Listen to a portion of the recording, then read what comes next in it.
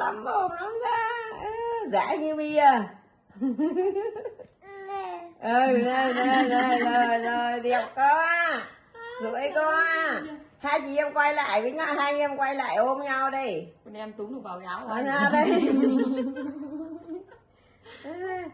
Cầm đây và bà cười tưởng quay lại.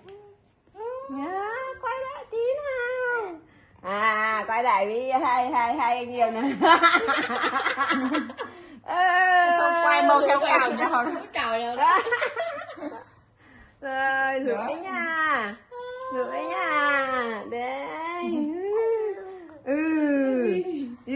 Anh thì ăn mặc xế xoài, em ăn mặc đẹp chứ, anh ăn mặc nông dân. Bắt đầu ngoái, bắt đầu ngoái.